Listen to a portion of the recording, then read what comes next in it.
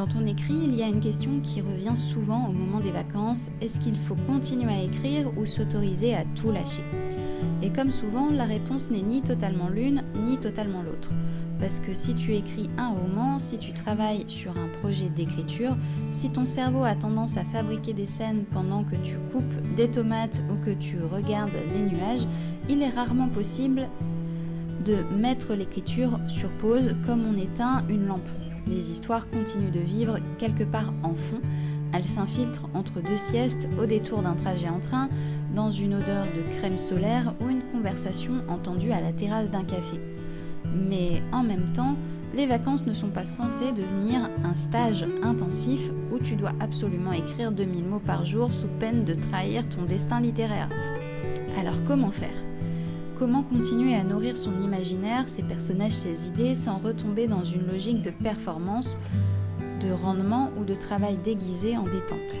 J'avais envie de te parler de ça aujourd'hui, de cette zone douce entre le repos et la création. De l'écriture pendant les vacances, oui, mais d'une écriture qui respire. Accepter que ne pas écrire soit parfois une manière d'écrire. Je commence par ce point parce que je le trouve essentiel. Tu n'es pas obligé d'écrire tous les jours pour rester un auteur.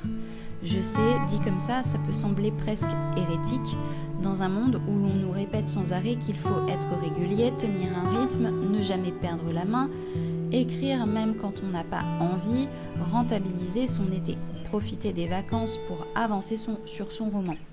Et probablement aussi boire 8 verres d'eau par jour. Pendant qu'on y est. Mais la vérité, c'est que l'écriture ne passe pas uniquement par le moment où tu poses des mots sur une page. Elle passe aussi par l'observation, la digestion, l'ennui, la rêverie, la lecture, les sensations, les silences, les images qui s'accrochent sans prévenir. Parfois, ne pas produire permet justement de laisser infuser. Les vacances peuvent servir à ça, à sortir un peu du faire pour revenir au sentir, à écouter ce qui remue en toi sans lui demander tout de suite de devenir un chapitre propre et bien rangé. Si tu reviens de vacances avec seulement une émotion, une phrase griffonnée sur un ticket de caisse, une idée de décor et un dialogue à moitié bancal, noté dans ton téléphone, ce n'est pas rien. C'est peut-être déjà une réserve précieuse pour la suite. Remplacer les objectifs de production par des objectifs de récolte. Si tu veux garder un petit lien avec ton projet sans te mettre la pression, il y a une astuce que j'aime beaucoup pendant les vacances. Troque les objectifs de production contre des objectifs de récolte. Autrement dit, au lieu de te dire « il faut que j'écrive 15 000 mots en août, je dois finir le chapitre 12 avant la rentrée, je vais profiter de mes congés pour refaire tout mon plan » et c'est plutôt quelque chose comme « je vais récolter 10 idées de scènes, je vais noter les phrases ou images qui me traversent, je vais observer les gens, les lieux, les sensations qui pourraient nourrir mon roman. Je vais me laisser du temps pour penser à mes personnages sans exiger qu'ils soient immédiatement productifs. » La différence peut sembler minime, mais en réalité, elle change beaucoup de choses. Quand tu es en mode récolte, tu n'es plus dans une logique de performance, tu es dans une posture plus souple, plus curieuse, plus vivante. Tu te comportes moins comme un salarié de ton propre roman et davantage comme quelqu'un qui tend l'oreille au monde. Et franchement, l'été est un terrain de jeu fabuleux pour ça. En troisième point, je dirais tenir un carnet de vacances, mais version écrivain. Je ne parle pas forcément d'un journal intime ultra discipliné où tu raconterais chaque journée dans les moindres détails. Je parle plutôt d'un carnet de récolte sensible, justement, qui peut se combiner du coup avec les objectifs de récolte que j'ai mentionnés juste avant. Un carnet où tu peux noter une phrase entendue dans le train, la façon dont la lumière tombe sur un mur à 19h, une odeur qui te rappelle un personnage, une dispute familiale observée de loin, la sensation du sable collé aux chevilles, un prénom croisé sur une plaque de boîte aux lettres, un détail de vêtement, une réplique qui pourrait servir plus tard, un souvenir d'enfance revenu sans prévenir. L'idée n'est pas de bien écrire dans ce carnet, encore moins de faire quelque chose de publiable. L'idée, c'est d'avoir un endroit où déposer la matière brute. Tu peux aussi y consacrer des pages thématiques. Exemple, Page 1, idée de dialogue. Page 2, détails sensoriels. Page 3, idée de scène pour mon roman. Page 4, choses qui me rappellent tel personnage.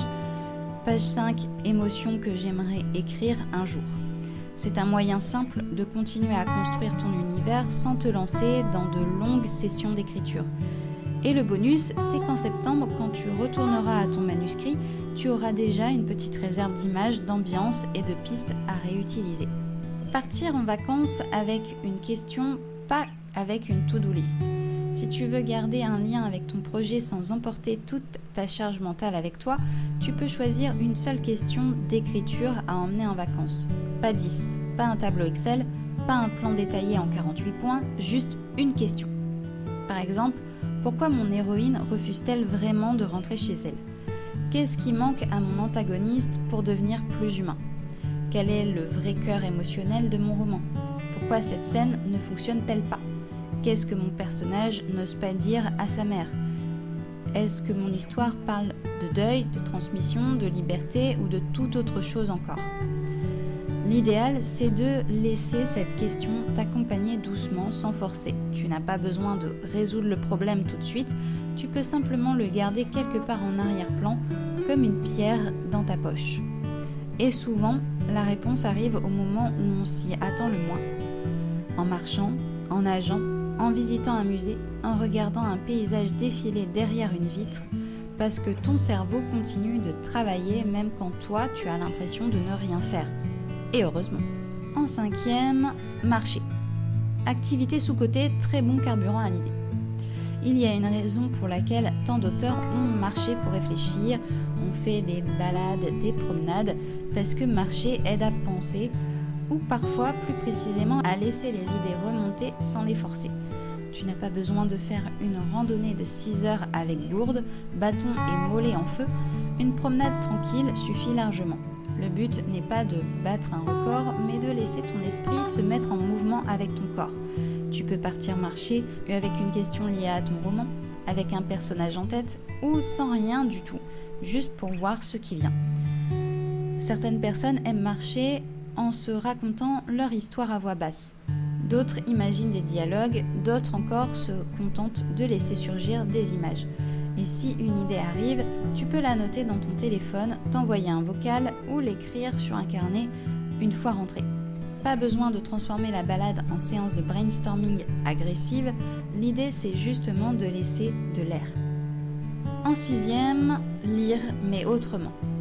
Les vacances sont souvent l'occasion de lire davantage et ça peut devenir une manière très douce de nourrir son écriture à condition de ne pas transformer chaque lecture en masterclass analytique de 45 pages. Tu peux bien sûr lire pour le plaisir, simplement pour le plaisir, et c'est déjà énorme.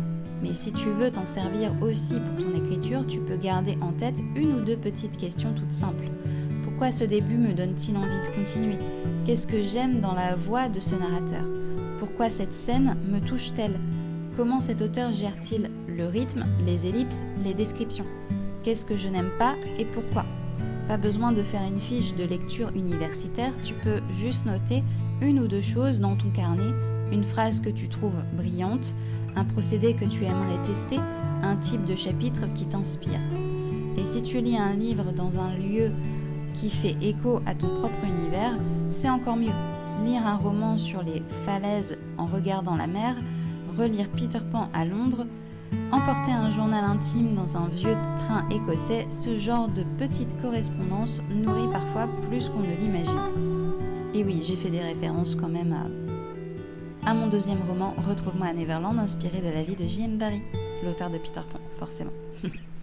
Utiliser les vacances pour rencontrer son décor. Si ton roman se déroule dans une ville, une région, un type de paysage ou un lieu que tu peux visiter pendant l'été, les vacances peuvent devenir une occasion en or de rencontrer ton décor en vrai. Pas forcément pour faire des recherches au sens scolaire du terme, mais pour sentir. Sentir comment le vent circule dans une rue, quelle couleur a la pierre à certaines heures, comment sonne une gare, à quoi ressemble une pluie d'été sur un port, ce qu'on entend dans un jardin public, ce que ça fait d'entrer dans une maison ancienne, quelle odeur flotte dans une boutique, une église, une bibliothèque, un bord de mer. Tu peux prendre des photos, oui, mais je te conseille aussi de prendre des notes sensorielles parce qu'une photo te montrera une façade, une note te rappellera peut-être qu'il faisait lourd, qu'un enfant pleurait derrière toi, qu'un chien aboyait au loin et que les volets étaient d'un vert presque effacé. Et c'est souvent ce genre de détails qui donne chair à un décor dans un roman. En 8e, je dirais se faire des mini-rendez-vous d'écriture très légers. Si tu sais que tu te sens mieux quand tu gardes un petit rituel, tu peux prévoir des mini-rendez-vous d'écriture pendant les vacances.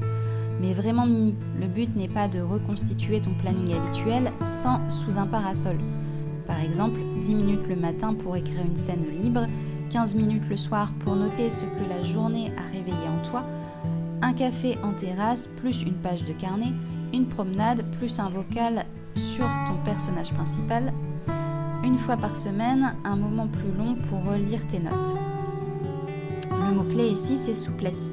Tu n'as pas besoin de t'y tenir coûte que coûte, tu n'as pas besoin de culpabiliser si un jour tu préfères manger une glace en regardant la mer plutôt que réfléchir à la structure de ton chapitre 9. Les vacances ne sont pas là pour te punir de ne pas être productif, mais parfois, garder un fil léger permet de ne pas se sentir totalement coupé de son projet. En 9, écrire à côté du roman. L'été peut aussi être le moment parfait pour écrire sans pression de résultat. À côté de ton gros projet principal, par exemple, tu peux écrire une lettre écrite par ton personnage à quelqu'un qui ne l'enverra jamais, un souvenir d'enfance de ton héroïne, une scène coupée, une description de lieu, un dialogue sans contexte, une liste des peurs de ton personnage, un « et si » complètement absurde juste pour t'amuser, un texte à la première personne pour tester sa voix, une page de journal intime de ton antagoniste, une scène qui ne sera peut-être jamais dans le roman mais qui t'aide à mieux comprendre un lien. J'adore ce type d'exercice en vacances parce qu'il permet de rester dans l'univers sans avoir la pression du « ça doit servir dans la version finale ». On écrit pour explorer, pas pour performer. Et souvent c'est justement là que surgissent les trouvailles les plus intéressantes.